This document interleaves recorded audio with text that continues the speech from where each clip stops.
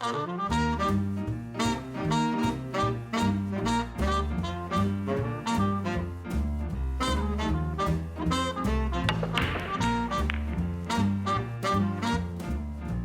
buddy. What are you doing here? You told me to come here. I'm coming here. I thought I told you no. You told me no, but that doesn't mean anything. I want to buy a car today from you. Want to play some pool first? No. Okay. I want to buy a car. I want to buy that car that Bill Goldberg had. Want to show it to me? Yeah, sure. Yeah, you better. Yeah, Come on, I well, drove you know a long you're here. way. You're Huh? here. You're here. Well- You're here. I'll show it to you. I'm honored to be here. You know, we've done a few things together, and Yeah. you know, I got great respect for you. So now Appreciate you have that. to be nice to me and sell me something. This was Bill Goldberg's car. It was. It was. Bill Goldberg is a legend, and he's in some shape. He's a great condition, pro football player turned wrestler. You know, I made a movie about wrestling, and I've been in that business. I love that whole thing. My name as a wrestler was Trillionaire Ted, and that was me. And as a matter of fact, somewhere in this rotted book is my wrestling. I have a card from wrestling. Ta-da! It's Trillionaire Ted. I was a great wrestler. I was very quickly forgotten. And it's just, you know, it's really something I cherish. I really love the sport, and I love the guys. Every single one you meet in this business, just terrific guys. They do a lot of nice things. So that's driving me more. I don't want to tell that to Brian, but that's really part of why I want to buy the car. How many do they build like this? 1970 Cuda 383 convertible, 4-speed. I believe the number is 68. And obviously not 68 lemon twist ones, but 68 total of all colors. Wow. And I know you're gonna ask, where's the shaker? Because every Cuda has a shaker, right? Not true. Very rare option, the shaker. Now, standard equipment on all your Hemis, Yeah. but it was optional on every other engine package. Today, everyone's cut holes in their hood and they've added them. This was a non-shaker car, and it is restored correctly I'm with the shaking sport looking at hood. it. I love it. It's immaculate, isn't it? It's restored very well. Yes, it is.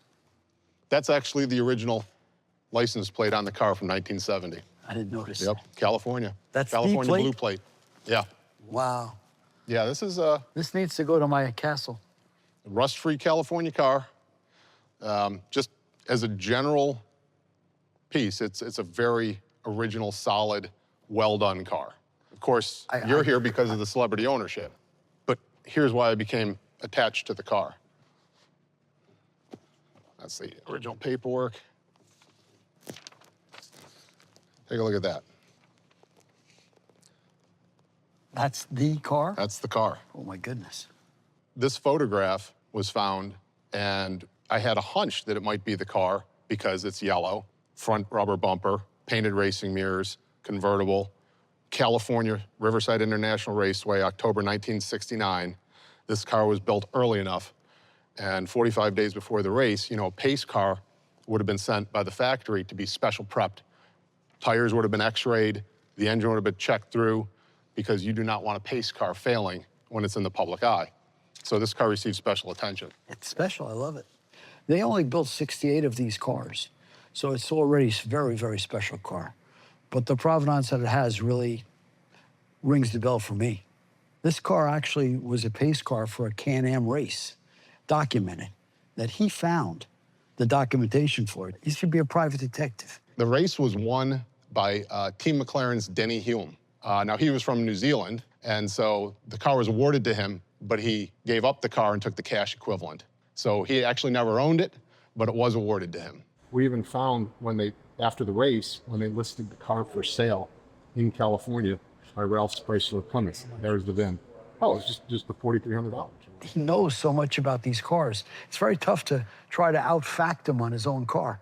So I'm gonna just do my best. The chances of me buying this car today, with all my efforts, from 1 to 10, I would say is about a 2, because he's really hard-nosed about his cars. I brought the greenery to brighten up the scenery. I'm gonna try my best. So we'll see what happens. I love the car, so sell me the car. How much do I gotta pay for this car? I came here to buy it. Well, I'm going to tell you what. The car is not for sale. I appreciate you coming here because a good chance to see is always good. Great, but I wanna buy the car. $250,000 I'll pay you today for the car. That is a fair price. Yeah, That is a fair price. That tells me you want the car. yeah, I do. And- And I'm your buddy. Sell me the car. You know, you got enough. I want this car. Still, this is a wrestling car. I love this car. I want this car. It's a good car.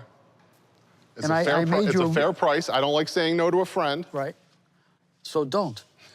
but I'm not ready to sell it yet. But, hear me out. I'm chasing a particular 67 Shelby right now, and you know that's where my passion's at. I know that. You love Shelbys. And if I'll make you the deal that if I can land the Shelby that I'm chasing, that I will sell you this car for the price that you offered, $250. $250. Okay. Go get the Shelby. I'm working on it. You know, as well as I know, It's not easy. that prying particular cars out of people's hands can take a little time. All right, but get it done because I want this car. I love it. We'll work on it together. Yeah. You want me to leave you some money on it? No, I don't, because if I can't get the Shelby, this one stays here. If you get the Shelby, But it's if I mine. get the Shelby, I think you'd be a good new caretaker for this car, all right? Okay.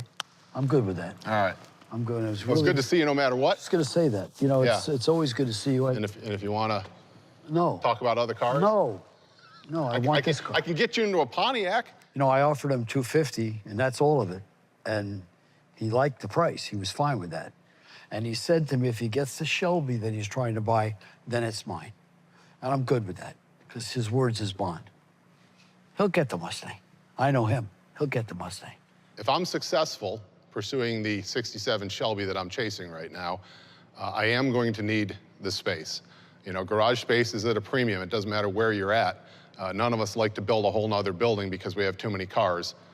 We just have to make the difficult decision of which one to let go. And who we pass that torch to makes a big difference.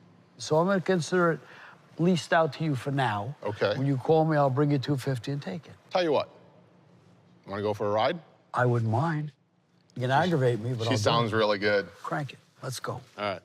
You know, when I offered to take Ted for a ride, I mean, part of that was selfish. I really enjoy driving this car and grinding through 4 years. I hope Ted enjoys it the same way I do. Brian offered to take me for a ride in this car, and I want to hear what the beast sounds like. So I'm excited about it. Let's do this. I want to ride in this car. I think you're going to enjoy it. Oh, I enjoy it now. I enjoy looking at it. It's beautiful. All right. I'm excited.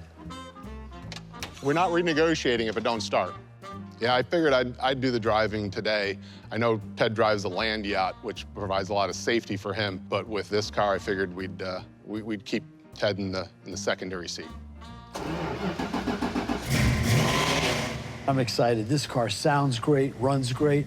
I can't pick anything apart on the car. I'm so happy. The only problem I got is his heart is in the car. He loves the car. It's an investment to him, and it's this and it's that. And I understand that. That's what happens when you get someone that loves his car. I think I've gotten by that. And I'm gonna wait. Then I'll be the caretaker. This car needs a new home, and it's gonna be my home. And I'm so happy. I won't sell it, I'll just keep it. This car needs a new lover, me.